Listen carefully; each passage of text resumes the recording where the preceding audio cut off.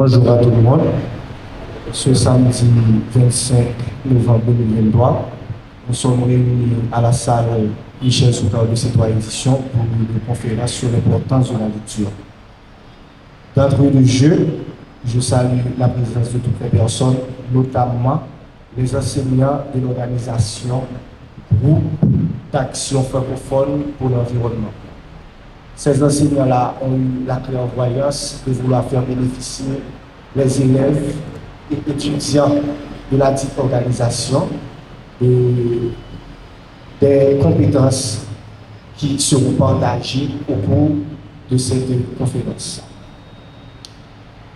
C'est pour moi un honneur d'avoir à introduire le professeur Maguette Xavier, auteur.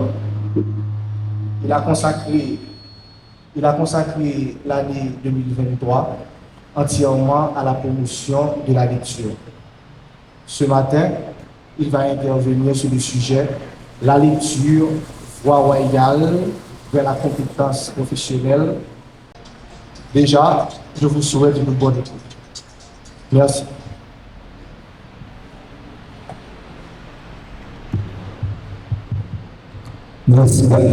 Merci d'avance. Bonjour à tous.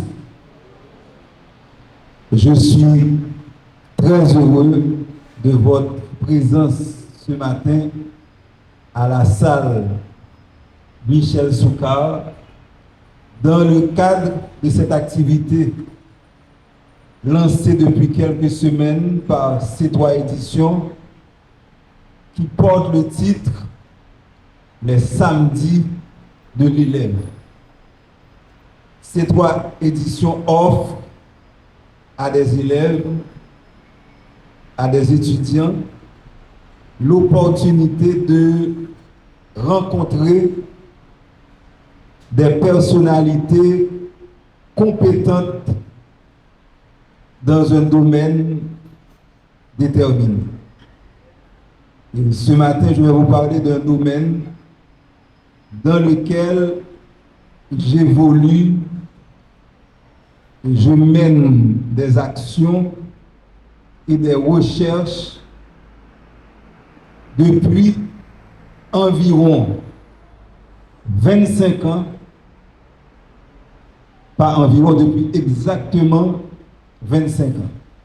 Ce domaine, c'est la lecture.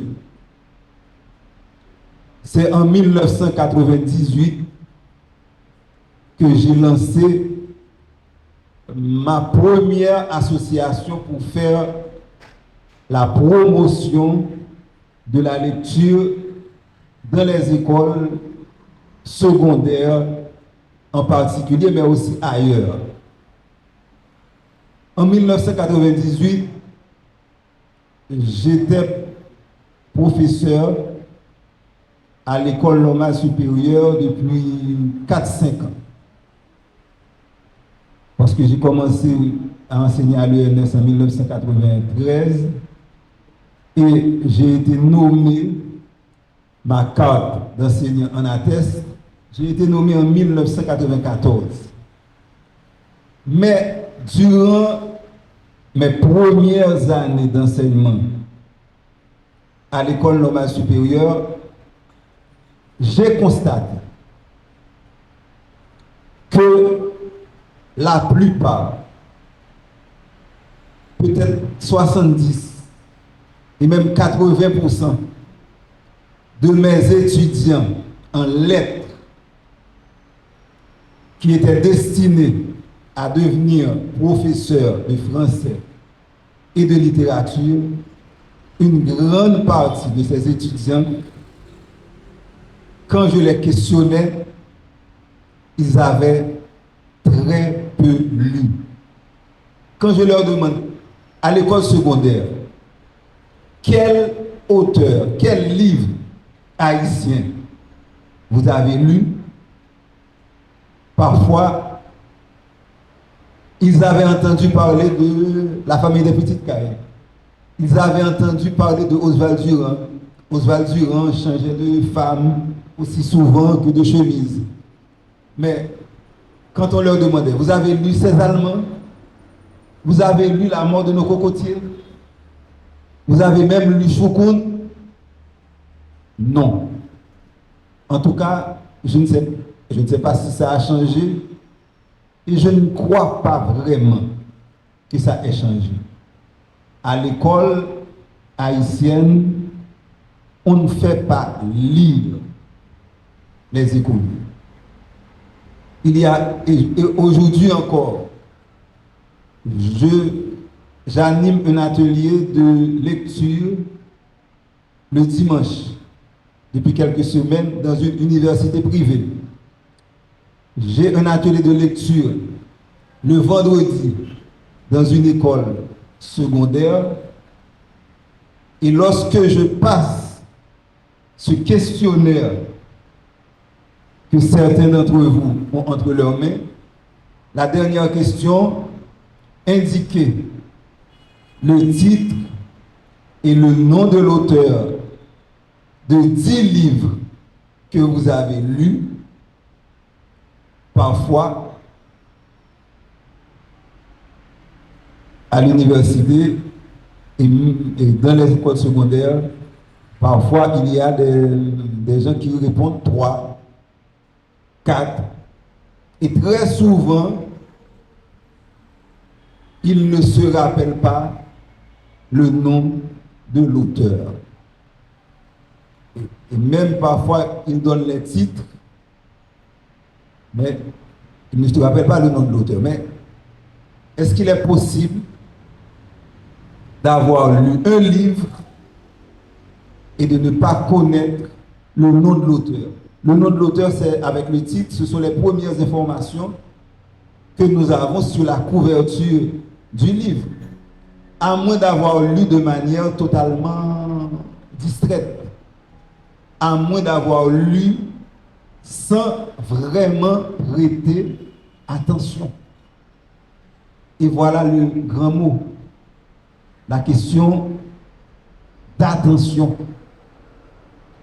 Les élèves haïtiens, je l'ai remarqué, ne parviennent pas à prêter attention pendant longtemps.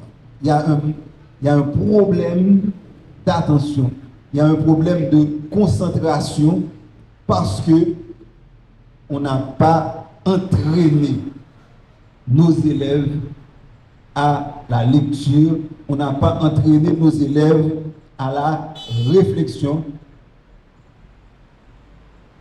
Les élèves vont dans les salles de classe, ils entendent parler le professeur, ils prennent des notes et ensuite ils récitent, ils répètent, mais leur capacité de réflexion, leur pensée critique n'est pas vraiment développée à l'école. Et c'est justement pour résoudre ce problème que à C3 Éditions, nous voulons entraîner la société haïtienne dans une réflexion générale sur la lecture. La lecture est un sujet qui doit préoccuper tout le monde à tous les niveaux, les étudiants à l'université, les élèves au secondaire, les enseignants en priorité, mais aussi les parents. Certainement dans la salle, il y a des parents. Mais il y a probablement encore plus de futurs parents. Lorsque vous serez parents, lorsque vous aurez des enfants, il faut vraiment vous soucier que vos enfants apprennent à lire. Que l'école dans laquelle vous allez inscrire vos enfants, cette école-là doit posséder une bibliothèque et tous les jours, le professeur doit guider les enfants vers les livres, vers la lecture, parce que la lecture développe notre cerveau. La lecture élargit nos horizons. La lecture est la voie royale vers la compétence professionnelle et l'accomplissement humain. C'est donc le titre de cette conférence que j'ai prévu donc de prononcer ce matin. La lecture, voie royale vers la compétence professionnelle et l'accomplissement humain. Manie de professeur, généralement quand j'emploie des mots, je prends du temps pour les définir. Lecture, action de lire, de déchiffrer, fait de savoir lire, capacité à comprendre un écrit. Voie royale, ça signifie le moyen le plus sûr, le plus glorieux de parvenir à quelque chose. Compétence, capacité reconnue en telle ou telle matière et qui donne le droit d'en juger. Est compétent celui qui a des connaissances approfondies dans une matière, qui est capable de bien juger. Accomplissement, fait d'accomplir, d'être accompli, s'accomplir, trouver son plein épanouissement dans quelque chose, se réaliser, s'accomplir dans son travail. La lecture, voie royale vers la compétence professionnelle et l'accomplissement humain. Ce matin, j'ai prévu de vous dire une seule chose. Toutes les paroles que je vais prononcer n'ont qu'un but, n'ont qu'une finalité, faire ressortir cette vérité élémentaire. La lecture est le socle de l'édifice scolaire. L'école est l'espace où une société prépare ses ressources humaines. L'école, c'est l'espace où une société prépare ses ressources humaines. Et il n'y a pas de développement s'il n'y a pas de ressources humaines qualifiées, adéquates.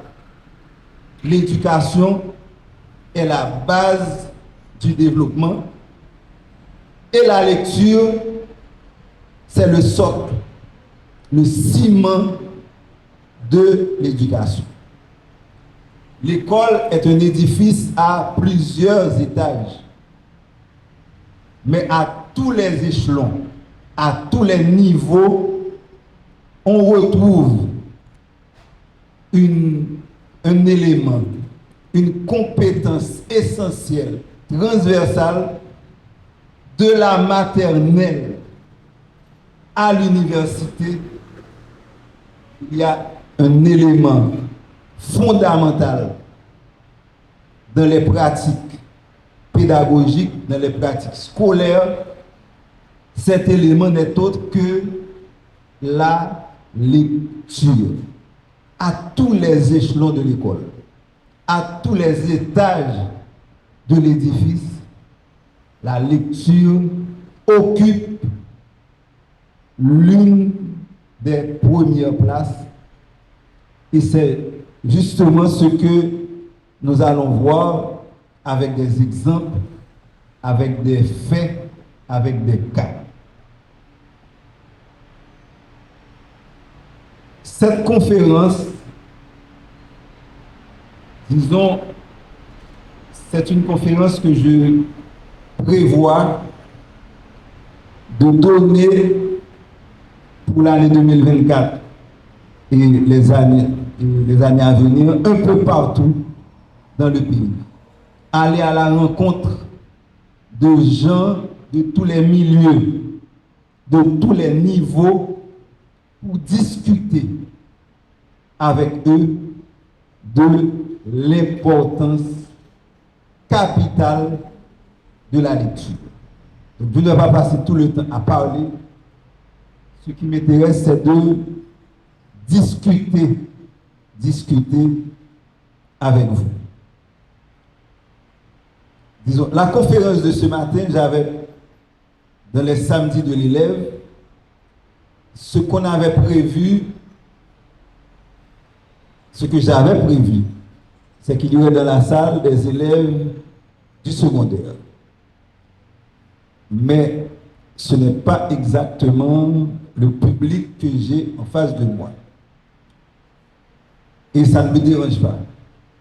Disons parce que ce débat, cette réflexion sur la lecture, j'aimerais la partager avec toute la société haïtienne, les enseignants, les parents, les étudiants, donc tous les publics sont bienvenus. Mais généralement dans mes interventions, dans les écoles, dans les bibliothèques, j'ai une question fétiche. Pour moi, c'est un baromètre pour avoir une idée du public qui se trouve en face de moi. Peut-être que la question n'est plus aussi pertinente, mais je vais la poser quand même. C'est ma question fétiche avec laquelle je débute mes interventions dans les écoles. Peut-être que vous allez la juger un peu bête, mais je la pose quand même. J'aime toujours demander à un public de jeunes haïtiens en face de moi, qui dans la salle a lu Gouverneur de la Rose. Et je demande à ceux qui ont lu Gouverneur de la Rose de lever la main. Qui dans la salle a déjà lu Gouverneur de la Rose?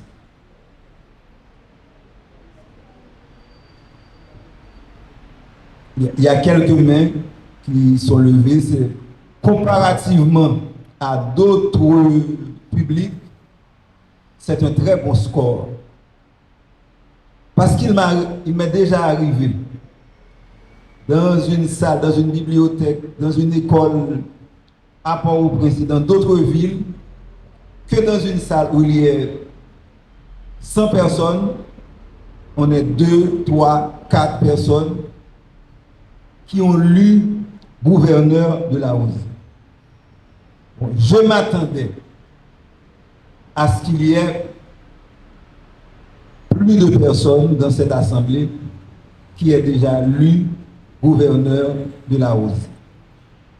Et là, je pense à un collègue enseignant que j'estime énormément, le professeur Harold Toussaint. Je ne sais pas si vous le connaissez. Lui aussi, il aime poser cette question. Quand il va, c'est quelqu'un qui parcourt le pays, qui travaille beaucoup avec des étudiants, qui entraîne les étudiants à l'université à la pensée critique. Et c'est quelque chose d'important dans la vie professionnelle et dans la vie personnelle, dans notre vie de citoyen. La pensée critique. Avoir un recul critique par rapport aux événements, par rapport aux paroles des gens. Donc, le professeur Harold Toussaint, c'est lui aussi souvent, il pose cette question. Parce que c'est c'est indispensable qu'un Haïtien scolarisé, quelqu'un qui a fait des études secondaires en Haïti, il est indispensable que vous lisiez Gouverneur de la Rosée de Jacob. C'est comme pour Don Quichotte de Cervantes en Espagne, Roméo et Juliette de Shakespeare en Angleterre, et ainsi de suite. Gouverneur de la Rosée, c'est une œuvre emblématique de la littérature haïtienne que tous les Haïtiens doivent, tous les Haïtiens qui sont passés par l'école doivent obligatoirement lire. Qu'est-ce qu'on apprend en lisant Gouverneur de la Rosée? D'abord, on est plongé dans un bain d'haïtianité. On est plongé dans un bain d'haïtianité. C'est Haïti avec ses sécheresses, la misère, la division, l'oppression, tous les problèmes d'Haïti. Mais en même temps, Haïti avec sa culture, le vaudou, ses chants, ses danses, ses mystères. Haïti avec ses paysages, ses paysans, sa flore, sa faune. Mais Gouverneur de la Rosée est écrit dans une belle langue française, poétique, pétillante, mais irriguée par les intonations particulières du créole. Gouverneur de la Rosée, c'est un classique. C'est ce qu'on appelle un classique. Ce sont des livres qui ont traversé l'épreuve du temps et qu'on étudie dans les classes. On les donne comme modèle aux élèves. Bien entendu, en Haïti, il n'y a pas que Gouverneur de la Rosée comme classique. Il y a les œuvres de Jacques-Stéphane Alexis, Justin Lérisson, René Depès. On pourrait citer des dizaines de noms et des dizaines d'œuvres. Ces auteurs qu'il est important que les jeunes Haïtiens lisent régulièrement pour se regarder comme dans un miroir. Pour que le jeune Haïtien apprenne qui il est, apprenne à se connaître, à s'apprécier, à s'aimer, à aimer son pays. Ce n'est pas un hasard si notre pays se trouve dans cette situation que nous connaissons tous. Parce que l'école haïtienne a failli.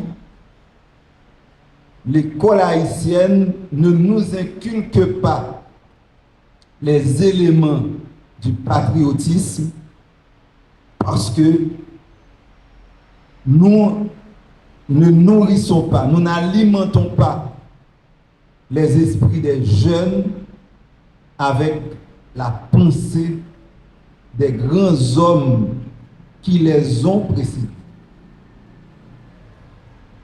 Ce matin, pendant que j'étais en route, il y a une phrase qui m'est venue à l'esprit, comme ça.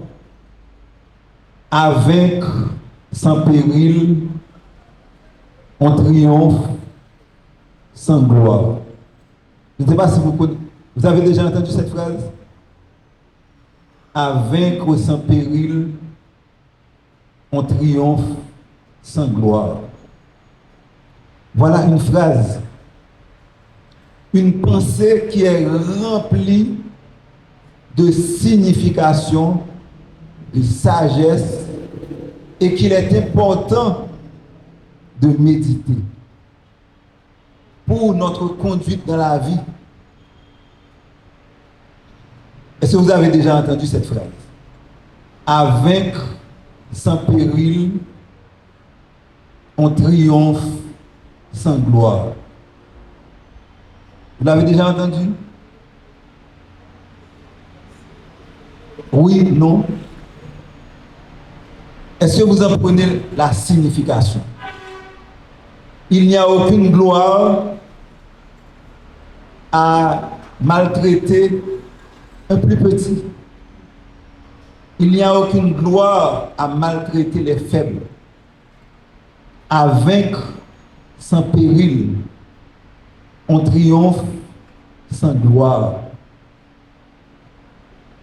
Voilà une idée qu'on doit se mettre dans la tête et qui nourrit, qui alimente notre conduite, notre sagesse. Vous savez où j'ai trouvé cette phrase? Dans une pièce de théâtre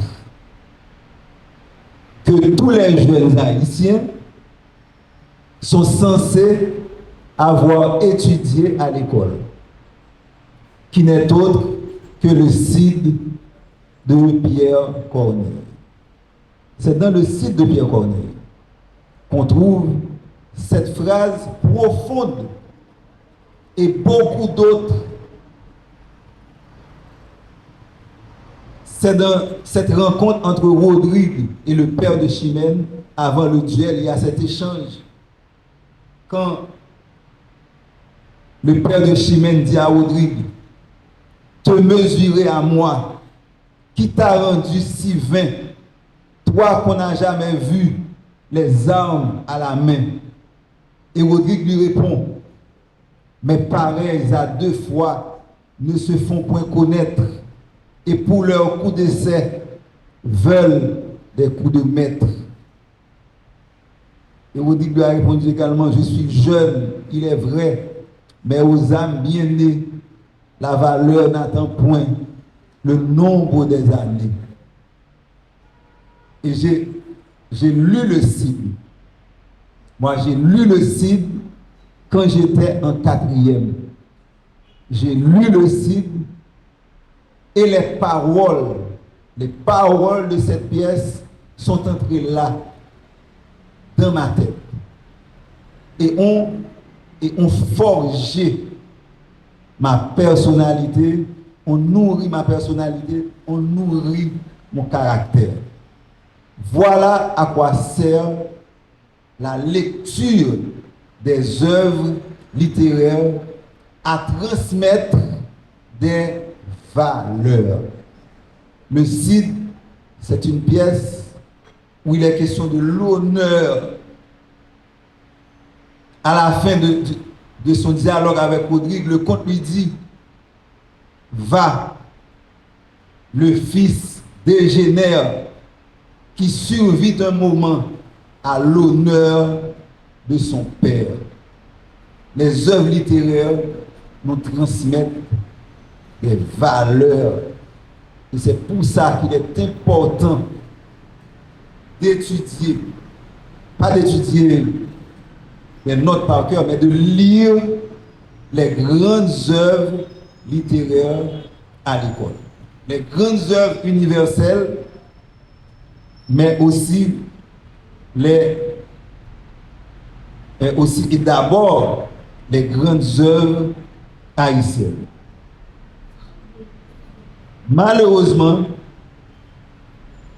il y a des millions de jeunes que notre système éducatif a sacrifiés parce qu'ils sont restés sans livres, sans lecture, sans vraies références artistiques, grandes valeurs humaines, comme en induit normalement l'apprentissage de la littérature, de l'histoire, de la philosophie, qu'on appelait autrefois les humanités.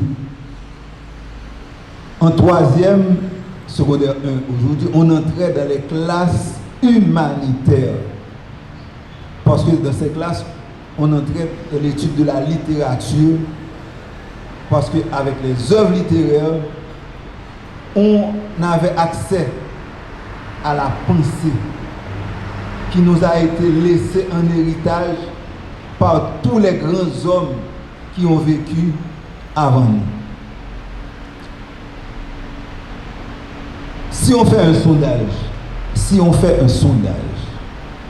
parmi les jeunes écoliers, ne soyez pas surpris, bon, vous le savez peut-être mieux que moi, entre Tony Mix, Bouygues de la Talaye, Chassis, Julie, d'un côté, Jacques-Stéphane Alexis, de l'autre, Gary Victor, Yannick Laens, Marie Chauvet, lesquels de ces personnages sont plus connus de nos écoliers? Ah, les artistes. Vous voyez dans le questionnaire que j'ai fait passer, je demande généralement aux écoliers de citer les noms de leurs 5 artistes préférés. Et je sais d'avance que dans la grande majorité des cas, ces 5 artistes seront 5 musiciens, rappeurs généralement, maintenant trappeurs, drillers, parfois une chanteuse comme Béjine, populaire, mais ces gens-là, dans l'esprit de nos écoliers, de nos bacheliers, pas n'importe quels écoliers, les bacheliers, Tony Mix, Bouygues de la Talaye, sont plus présents dans l'esprit de nos bacheliers que Jacques-Stéphane Alexis, René de Peste. C'est une catastrophe. Vous n'imaginez pas ce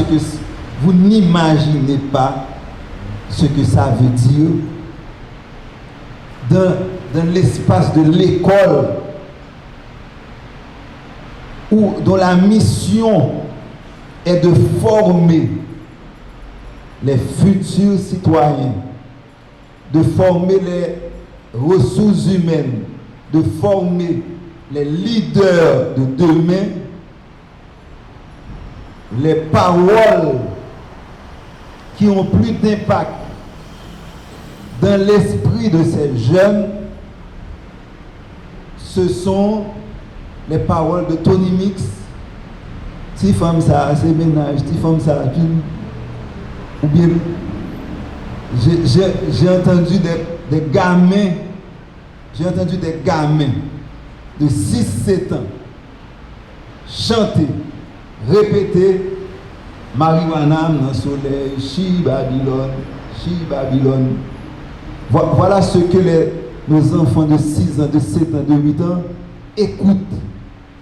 Chaque parole qui tombe dans l'esprit d'un être humain et encore plus d'un enfant,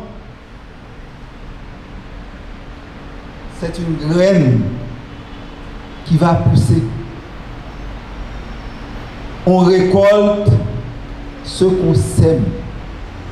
Si les paroles qui sont semées dans l'esprit des enfants, ce sont des paroles de futilité, de violence. Tout à l'heure, je regardais un sketch sur mon téléphone, un jeune homme qui chante,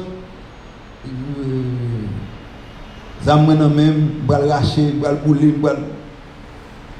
Ce sont ces gens-là ces gens de paroles que nos jeunes écoutent. Ce n'est pas le gouverneur de la Rosée, ce n'est pas Jacques-Séphine Alexis, ce n'est pas ses œuvres, ce n'est pas Daniel Laferrière. Ces œuvres haïtiennes qui font notre honneur à l'étranger et qui sont lues partout dans le monde, mais que les jeunes haïtiens n'ont pas la chance de lire. Dans nos écoles, dans nos bibliothèques, dans les familles. La lecture, c'est quelque chose d'extrêmement important dans la construction de la personnalité d'un enfant. Et la lecture doit commencer dès la plus tendre enfance. On doit commencer à familiariser les enfants avec les livres dès le plus jeune âge. Avant même d'entrer à l'école, l'enfant doit s'éveiller à la lecture, se familiariser avec l'écrit. Dans leur ouvrage L'éveil à la lecture et à l'écriture, Jacqueline Thériault et Nathalie Lavoie écrivent, et je vais vous citer ce passage. Savoir lire et écrire. Voilà deux conditions essentielles à la réussite scolaire et à la vie dans le monde actuel. Savoir lire et écrire, voilà deux conditions essentielles à la réussite scolaire et à la réussite dans la vie dans le monde actuel.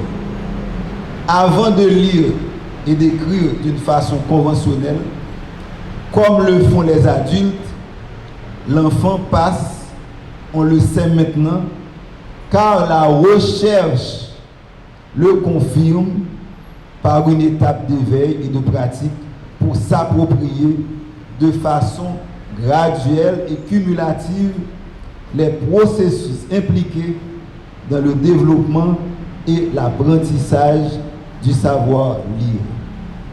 L'apprentissage de la lecture, l'apprentissage de base de la lecture, ça se passe entre 2 et 11 ans. L'apprentissage de base de la lecture, ça se passe entre 2 et 11 ans, et nous allons le voir plus en détail un peu plus loin. Mais Jacqueline Thériault et Nathalie Lavoie disent que la recherche confirme que la lecture commence dès le plus jeune âge. Justement, la recherche. Voilà le mot. La recherche. Il y a beaucoup d'énergie et beaucoup d'argent qui sont consacrés chaque année à la recherche sur la lecture dans beaucoup de pays du monde. Jusqu'à présent, chaque année, on dépense de l'argent pour savoir comment mieux apprendre à lire. Comment apprendre à lire de manière plus efficace aux enfants. Vous direz peut-être que dans des pays comme les États-Unis, la France, mais tout le monde sait lire, ce n'est plus un problème. C'est un problème. Parce que à 11 ans, à la fin de l'école primaire, parfois on trouve 15%, 20% des enfants qui ne maîtrisent pas totalement la lecture. Alors qu'il est prévu dans dans l'évolution de l'enfant que à 11 ans, on doit atteindre la maîtrise de la lecture. On doit atteindre un niveau satisfaisant de ce qu'on appelle la littératie. La littératie qui est la capacité à comprendre et à utiliser un texte écrit dans la vie quotidienne. Et là, je vais prendre quelques minutes pour vous parler d'un personnage. De personnage, à mon avis, important. Je vais vous parler de ce personnage pour plusieurs raisons. Pour mettre un peu plus de concret dans mon intervention, ce personnage, c'est une dame qui s'appelle Marie-France Morin. Ce n'est pas une vedette comme Lionel Messi ou Céline Dion, mais à mon avis, c'est un personnage extrêmement important et qui a atteint une grande compétence professionnelle et qui s'est accompli humainement. N'oubliez pas que le titre de la conférence, la lecture, voie royale vers la compétence professionnelle et l'accomplissement humain. Marie-France Morin est professeure titulaire au département d'études sur l'adaptation scolaire et sociale à la faculté de l'éducation de l'université de Sherbrooke. On est au Canada, au Québec. Et elle est titulaire de la chaire de recherche sur l'apprentissage de la lecture et de l'écriture chez le jeune enfant. Ces travaux s'intéressent particulièrement à la période de l'entrée dans l'écrit et à l'impact des différentes pratiques pédagogiques sur le développement de la compétence à lire en maternelle et au primaire. Elle est également très engagée dans la formation initiale et continue des enseignants. Plus qu'une passion, l'avancement des connaissances sur l'apprentissage de la lecture et de l'écriture chez les enfants est une véritable vocation pour la professeure Marie-France Morin. Elle s'est tellement investie dans cette mission qu'elle a entraîné dans son sillage des dizaines de chercheurs de la France et du Québec. L'objectif, améliorer la littératie des enfants.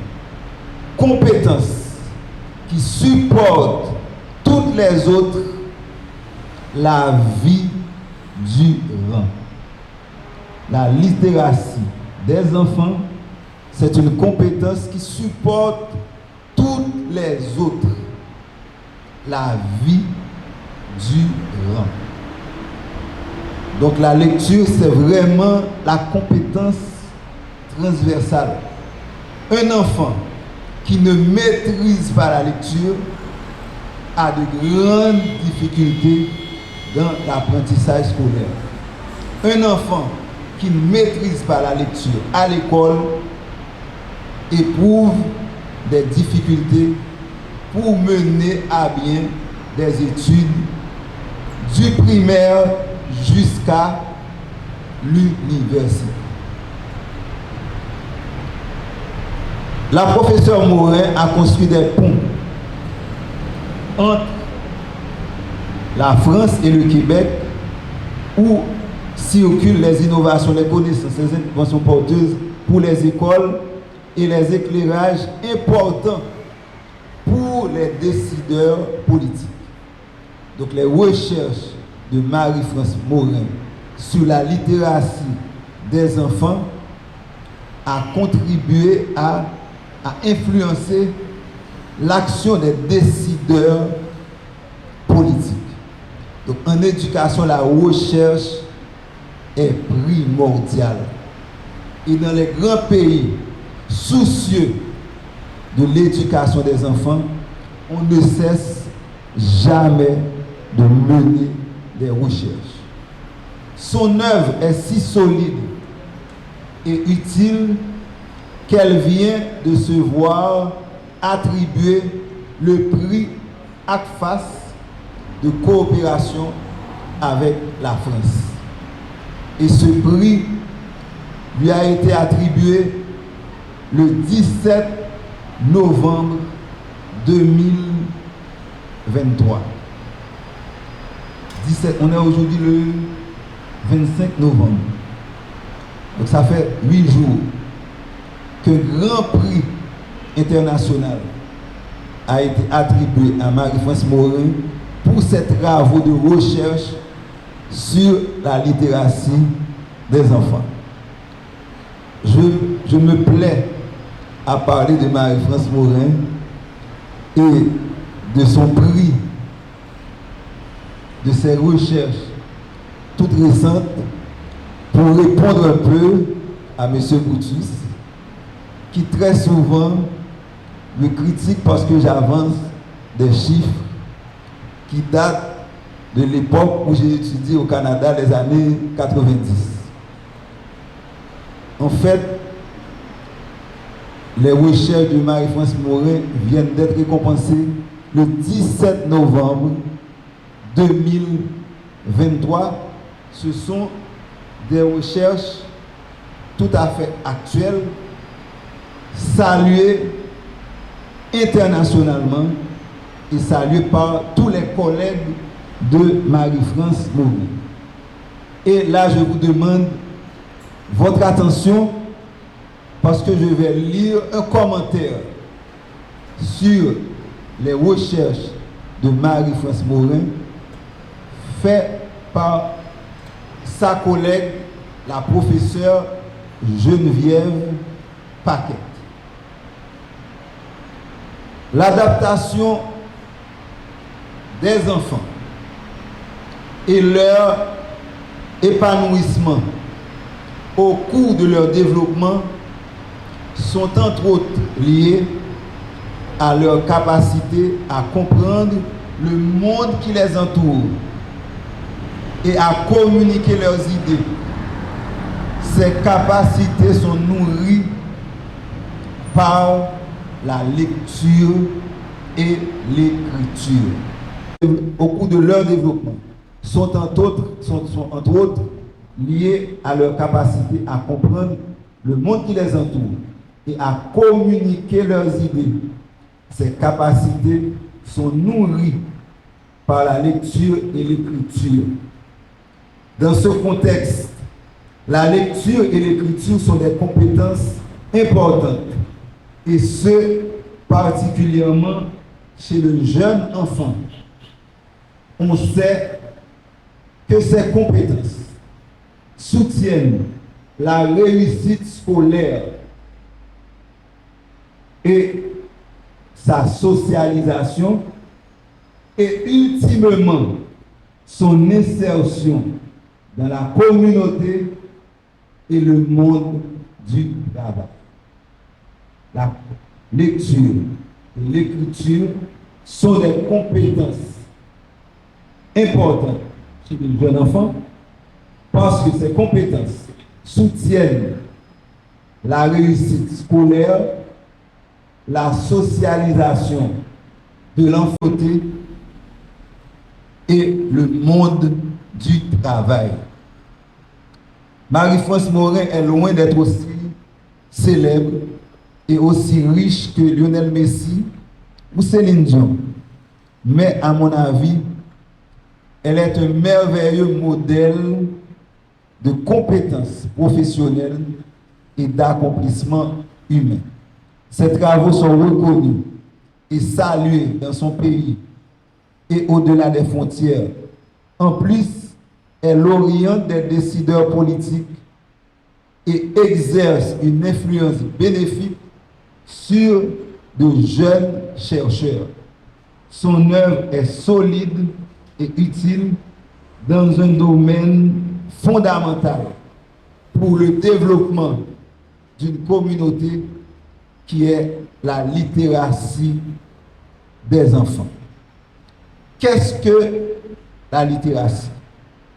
C'est ce que nous allons voir pour terminer. La littératie, c'est l'aptitude à lire, à comprendre et à utiliser l'information écrite dans la vie quotidienne.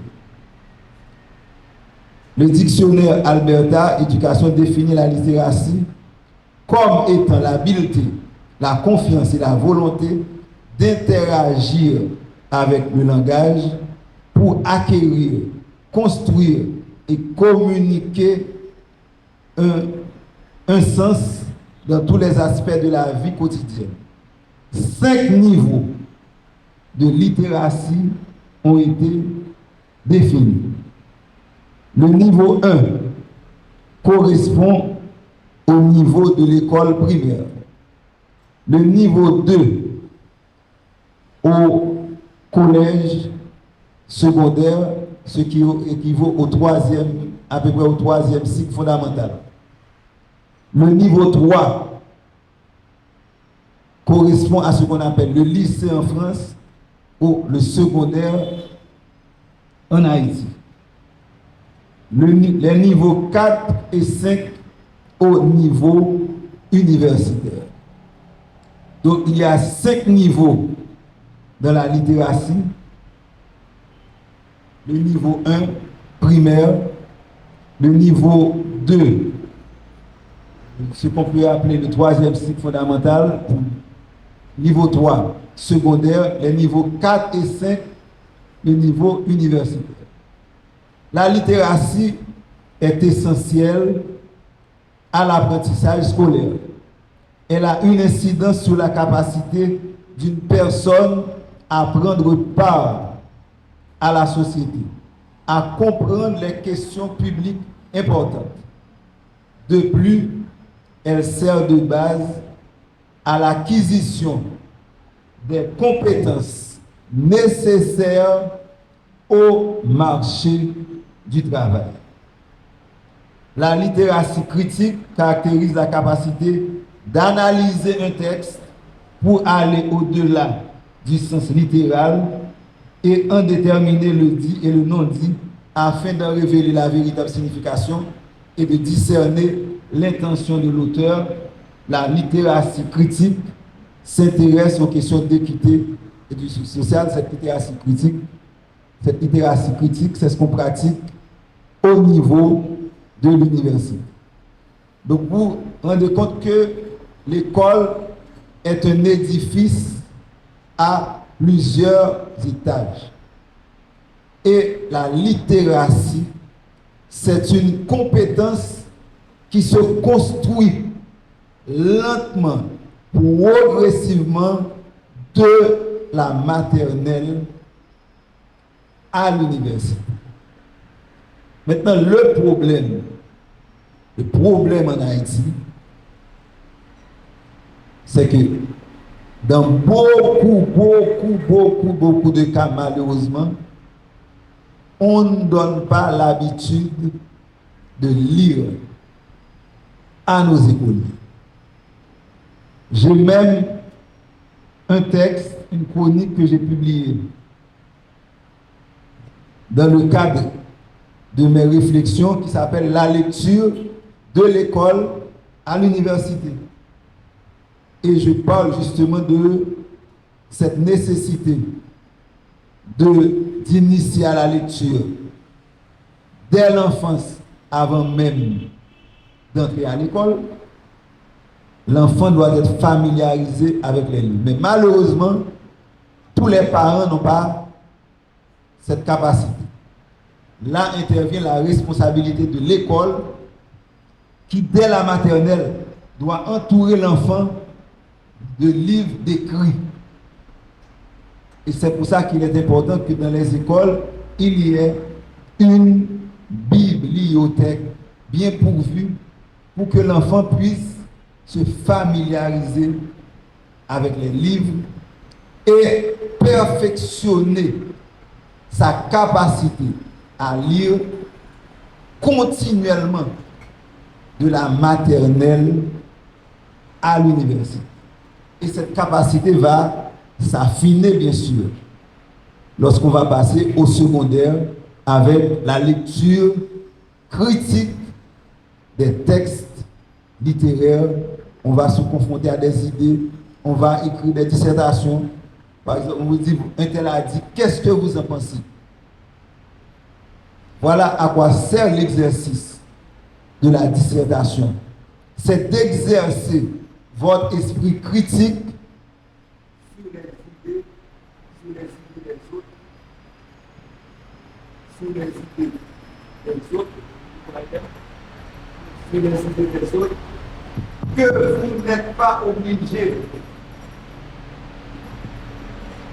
vous n'êtes pas obligé d'avaler.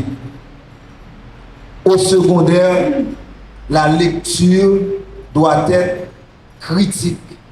Vous devez vous exercer votre esprit critique en lisant. Maintenant, la grande question. Est-ce qu'il est trop tard pour quelqu'un qui arrive à l'université et qui n'avait pas pris l'habitude de lire? Est-ce qu'il est trop tard? Un bon optimiste, je dirais non. C'est vrai que cette personne a pris un certain retard. J'ai ici un livre que j'aime particulièrement. C'est une phrase qu'on répète, mais c'est le titre d'un livre. Et ce livre s'intitule « Qui lit petit lit toute la vie ». Qui lit petit lit toute la vie. Et Roald Dahl a dit, l'enfant qui apprend très jeune, mais si l'enfant apprend très jeune à aimer les livres, il aura un immense avantage dans la vie. Si l'enfant apprend très jeune à aimer les livres, il aura un immense avantage dans la vie. Et si vous n'avez pas appris très jeune à aimer les livres, oui, vous avez un désavantage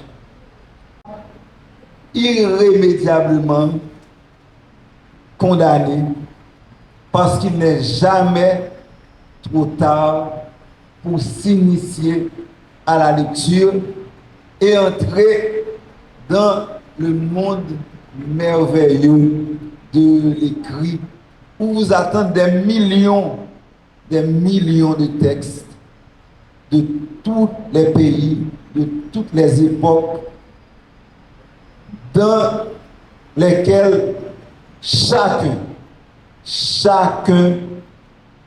peut trouver un sujet qui l'intéresse. Parce que le levier principal de la lecture, c'est l'intérêt. Même les jeunes qui ne lisent pas, quand ils trouvent un livre sur le football, ce livre les attire. Et j'ai vu ça dans de nombreux cas. Un jeune garçon qui n'a pas l'habitude de lire, qui arrive dans une bibliothèque, il y a un livre sur le football, il va automatiquement et commence à feuilleter ce livre dont le sujet l'intéresse. Il n'est pas trop tard, quel que soit votre âge, pour vous lancer dans l'aventure merveilleuse de la lecture. Avant de terminer, j'aimerais vous faire entendre ce paragraphe signé d'une autre chercheuse canadienne qui s'appelle Jocelyne Giasson. Elle a écrit beaucoup d'articles et une dizaine de livres sur la lecture, dont le plus connu s'appelle La lecture de la théorie à la pratique. Ce paragraphe est l'introduction de ce livre et je vous demande de l'écouter attentivement. Dans notre société, la lecture est une activité qui fait, pour ainsi dire, partie de la personne. De nos jours, il est difficile d'obtenir une reconnaissance sociale complète si l'on ne possède pas une connaissance au moins fonctionnelle de la langue écrite. Contrairement au talent particulier, la lecture est nécessaire non pour être meilleur que les autres, mais pour être tout simplement. C'est pourquoi la lecture a toujours été et sera encore longtemps une préoccupation majeure. Dans notre société, la lecture est une activité qui fait, pour ainsi dire, partie de la personne. Dans certaines sociétés, la lecture est le fondement de l'édifice scolaire. Et l'école est la base du développement dans une société. Parce que l'école, c'est l'espace où l'on prépare, où l'on fabrique les ressources humaines pour une société. Et quand on n'a pas de ressources humaines compétentes, un pays ne peut pas se développer. Mais la question que je me pose, et je vous invite au débat,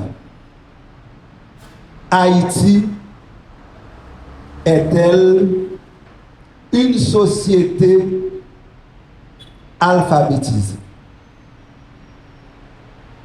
Et c'est sur cette question que je m'arrête et que je vous invite au débat. Haïti est-elle une société alphabétisée? C'est-à-dire une société où l'écriture joue un rôle prépondérant, où on ne peut pas fonctionner sans la lecture et l'écriture. On doit se poser la question. Et cette question m'est venue à l'esprit comme un choc. Est-ce que Haïti peut être considérée aujourd'hui, en 2023, comme une société alphabétisée? Parce qu'il existe des sociétés sans écriture. Ça existe. Des sociétés sans écriture. Et pendant longtemps, les hommes ont vécu sans écriture. L'écriture est une invention récente. C'est l'invention qui nous a propulsés dans l'histoire. Avant l'écriture, il y avait la préhistoire. Et dans certaines zones, il existe des communautés, des sociétés qui vivent sans écriture. Et la question très grave, que certains pourraient même trouver insultante, que je me suis mis à me poser, Haïti est-elle une société alphabétisée? J'ai une petite idée, mais j'aimerais entendre votre opinion. Je vous remercie de votre attention. Merci d'abord, M. Xavier. Merci, professeur Xavier. Votre exposé était riche en informations et en expérience. Et l'exposé du professeur était porté sur l'importance de la lecture. Il a pris pas mal d'exemples pour vous montrer combien cette activité est importante dans la vie de l'homme. J'espère que vous avez entendu avec attention l'intervention du professeur.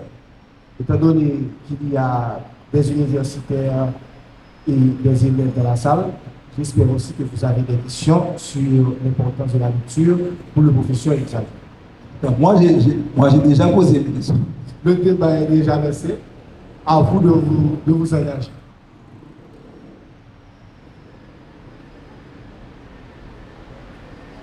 Ma question. Je sais qu'il y a des universitaires dans la salle qui doivent certainement avoir une opinion. Haïti est-elle une société alphabétisée? C'est-à-dire une société où l'écriture joue un rôle prépondérant, essentiel, incontournable.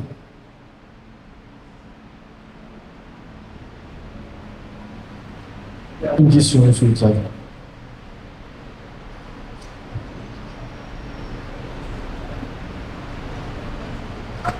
Ok, bonjour, professeur Xavier.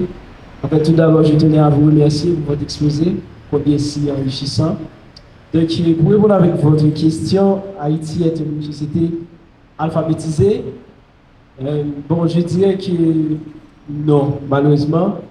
Bien en défi du fait qu'il y a beaucoup d'écoles en Haïti, parce que si je me souviens, durant cette époque où on pouvait passer dans les zones comme Martissan, Fontamara, et à chaque maison, il y avait presque une école, soit scolaire, fondamentale, tout ça. Donc, dans cette situation-là, malheureusement, les gens, ils n'ont pas cette culture-là de prioriser la lecture, prioriser l'éducation en quelque sorte. Mais, dans un autre point, je vais dire que, en quelque sorte, contrairement à ce que les gens pensent, nos dirigeants actuellement sont des personnes qui sont bien formées, si j'ose le dire. Donc, ce sont des gens qui ont passé du temps à l'université, dans les livres, tout ça. Parce que le chaos actuel dans lequel se trouve le pays, ce ne sont pas des gens illettrés qui l'ont mis là-dedans. Parce que pour alimenter, bon, je vais oser parler ainsi, pour alimenter des chefs de gang, tout ça, pour mettre tout ce chaos-là et même empêcher les élections, donc ce ne sont pas des gens illettrés qui font tout ça. Donc, je pense que malheureusement maintenant, ils savent, en fait, ils connaissent ce que je dirais l'importance de l'éducation, de la lecture. C'est pour cela qu'ils sont en train de privatiser la lecture aux générations futures. Donc, donc c'est pour cela qu'au début de mon intervention, j'ai eu à dire qu'en ce moment actuel, la société haïtienne n'est pas une société alphabétisée parce qu'on nous a mis là-dedans, ceux qui nous dirigent. Je ne sais pas si ma réponse est satisfaisante ou pas. Donc, moi aussi, j'ai des questions, je ne sais pas si je peux les poser. Ok, voilà. Et maintenant, ma question est ainsi. Est-ce que vous ne trouvez pas cela normal que les activités dont vous qualifiez de futiles, comme les musiques, rabotailles et tout ça, soient plus entraînantes ou attirent plus de gens que des activités comme la lecture ou d'autres choses qui peuvent nourrir l'esprit? je ne sais pas si vous avez compris ma question. Est-ce que ce n'est pas naturellement normal? Merci. Oui, c'est tout à fait normal. Et il y a un grand spécialiste de la lecture qui s'appelle George Steiner, d'ailleurs que j'ai cité dans l'une de mes chroniques. George Steiner a dit ceci: nous aspirons beaucoup plus à nos aises qu'aux fruits hérissés de l'esprit. En d'autres termes, les hommes naturellement vont vers la facilité. C'est comme cette boule qu'on lâche sur une planche. Si on lâche la boule 500 fois, les 500 fois, elle va glisser vers le bas. Donc la facilité attire beaucoup plus de gens. Alors que tout ce qui demande un certain effort, ça fait réfléchir avant de s'y engager. Pourquoi les matchs de football se jouent dans des stades qui peuvent contenir des dizaines de milliers de gens? Parce que c'est un spectacle qui ne demande pas des efforts.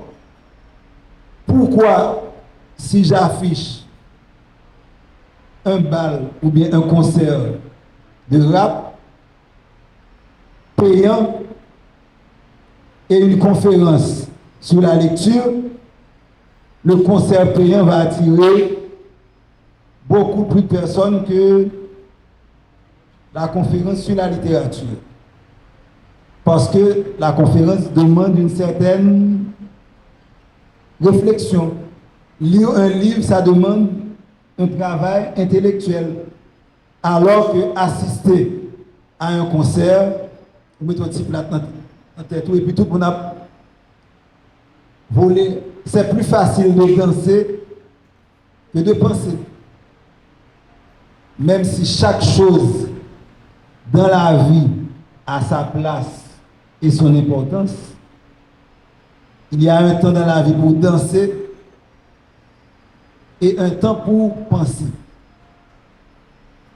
Donc quelqu'un qui passe toute sa vie à danser ne va rien accomplir de concret. Tout comme si on passe toute notre vie à penser, à réfléchir, à travailler sans s'amuser, le cerveau va craquer. Donc la vie demande un certain équilibre entre le travail, l'apprentissage et de l'autre côté le plaisir. Mais dans les livres, il y a un équilibre des deux. On peut lire pour le plaisir et pour acquérir du savoir. Mais pour arriver à prendre plaisir en lisant, il faut avoir appris. Celui qui ne s'est pas entraîné à lire depuis son enfance ne va pas éprouver du plaisir à lire. Donc, le plaisir de la lecture, c'est un plaisir qu'on acquiert, qu'on atteint après un certain travail, après un certain effort. Mais cette activité qui conduit en même temps au plaisir et au savoir nous permet d'acquérir des connaissances, des compétences qui vont nous être utiles dans notre vie professionnelle, mais dans notre vie de citoyen. Ce n'est pas en écoutant des chansons grivoises qu'on va devenir un professionnel compétent et un citoyen conscient. il y a une partie. Il y a une partie de la conférence que je n'ai pas lue. À force de priver les jeunes des sources vives de la pensée, que sont les livres, l'école haïtienne transforme nos jeunes en citoyens de pacotille, en fonctionnaires sans âme et sans conscience. Ils n'ont pas d'état d'âme parce qu'ils n'ont pas d'âme. Ne dit-on pas que la littérature est l'âme d'un peuple? L'humanité se construit et se transmet à travers les mots, parlés et écrits, à travers les œuvres de pensée et d'imagination. Voilà pourquoi il est important de garder une large place dans les écoles, aux arts, à la littérature, à la lecture. Tu viens de dire que nos dirigeants, les gens qui nous dirigent et qui alimentent les gangs, sont des gens formés. Mais Rabelais, littérature, 16e siècle, a écrit cette phrase extraordinaire.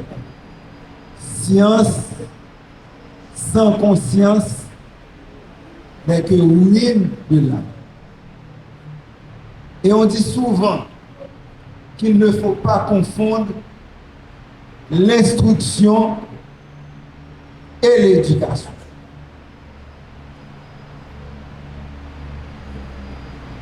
On peut être un diplômé, mais pas un intellectuel. L'intellectuel, c'est celui qui ne s'est pas contenté d'apprendre des choses, d'avaler des connaissances, mais qui a appris à exercer son jugement critique.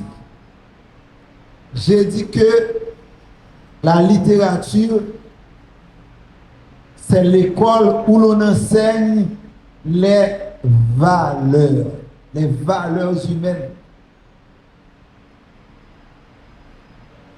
Il y a un proverbe qui dit « Bonne renommée vaut mieux que ceinture dorée ». Bonne renommée vaut mieux que ceinture dorée. Bon, il y a des gens qui disent, j'aime l'argent, pas de piquant. La fin justifie les moyens. Voilà, ce sont des valeurs qui sont transmises. Mais justement, l'école est un espace, surtout l'école secondaire, est un espace où l'on doit apprendre aux jeunes à discuter, à débattre, à faire ressortir son point de vue et à affirmer ses valeurs personnelles. Oui, il y a des gens qui font de l'argent, qui font beaucoup d'argent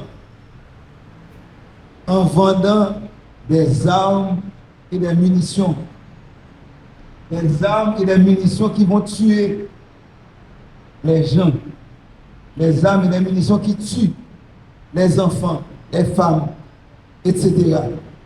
Des armes et des munitions qui nous pourrissent la vie, qui détruisent le pays. Mais il y a des gens qui ne se gênent pas et qui font de l'argent en vente de cette manière-là. ces gens-là, est-ce qu'on peut parler pour eux parce qu'ils ont de l'argent? Oui. J'ai vu des vidéos où les bandits montrent des tas de billets. Ils ont beaucoup d'argent.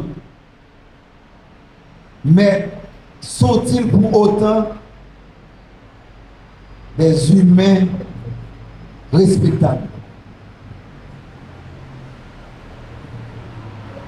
Est-ce que toi, comme jeune, ces gens-là qui gagnent de l'argent en fournissant des armes aux jeunes des ghettos, est-ce que toi, tu vas les prendre comme modèle?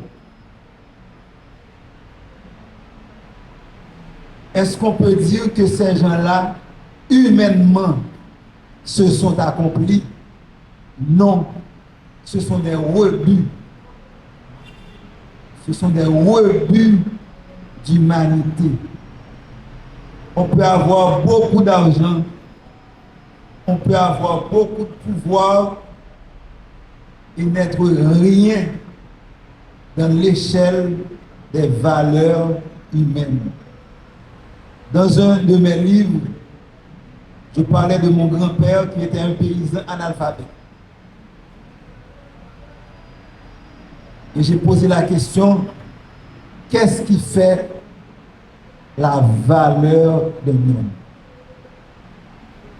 Et j'ai dit, on peut être empereur et n'être que Néron. Néron, c'était un empereur, d'ailleurs, que j'ai étudié dans Britannicus de Racine. Un empereur, c'est quelqu'un qui a tous les pouvoirs, mais qui se sert de son pouvoir pour terroriser les autres, pour forcer une femme à l'aimer. Un empereur qui se sert de son pouvoir pour forcer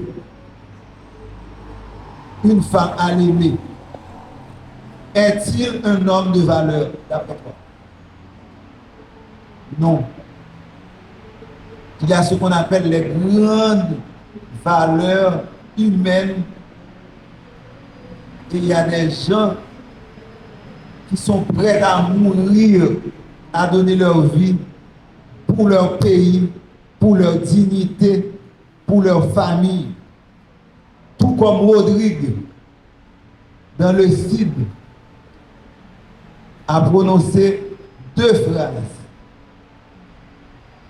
Une phrase, il dit, à qui venge son père, il n'est rien d'impossible. Et Rodrigue a également dit, je rendrai mon sang pur comme je l'ai reçu.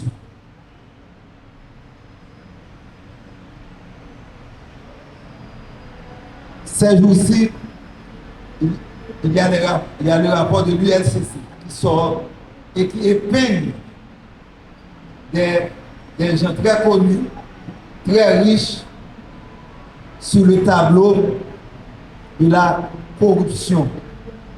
Est-ce que ces gens-là, on dit qu'ils ont beaucoup d'argent, mais qui est sur le mur des corrompus, est-ce que leurs enfants peuvent être fiers d'eux-mêmes? Je ne vois pas rien de pire qui puisse arriver à un homme si votre enfant, si votre fils ne peut pas être fier de vous. On parle de votre père comme quelqu'un qui a volé, qui est corrompu, qui est assassin. Quelle que soit sa richesse, l'héritage que ce père va vous laisser est un héritage négatif. On peut être bien formé, on peut être très instruit, mais si on n'a pas la conscience, si on n'a pas le sens des valeurs, on n'est pas un grand homme. Oui, il y a des gens instruits qui se servent de la science pour faire du mal.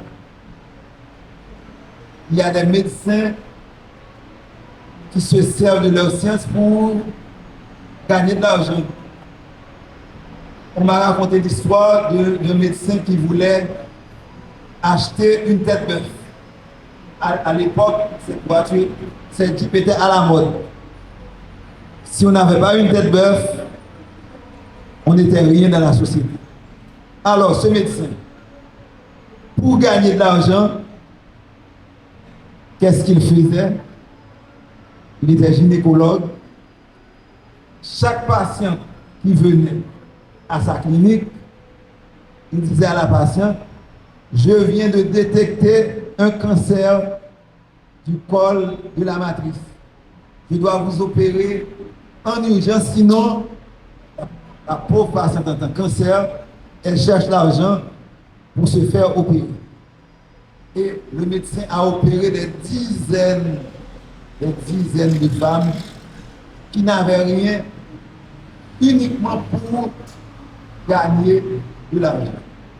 Oui, un médecin, c'est un savant, c'est un homme très instruit, qui a étudié pendant des années, connaît beaucoup de choses.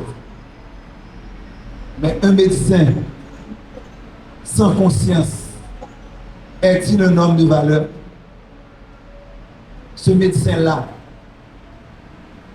est-ce que ses enfants peuvent être fiers de lui? À mon avis, non.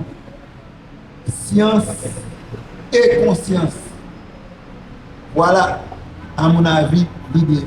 Science plus conscience. Et pour cela, la lecture nous permet d'apprendre beaucoup de choses et la lecture aussi nous permet de confronter notre esprit à la pensée et à l'exemple des autres. Quand on lit, on se nourrit des connaissances et des expériences des autres, de tous les autres qui ont vécu avant nous. Certainement, il y a d'autres questions pertinentes dans l'assistance, mais le temps est contre nous. On va devoir terminer la conférence. Pas une question? Une question. Il est déjà 11h57. On termine à midi. Et avant de terminer, je vous informe que Citoyen Édition, et jusqu'à 15 décembre, offre une édition spéciale sur tous ces titres. Donc, vous pouvez, en descendant, passer à l'accueil pour voir. Merci beaucoup.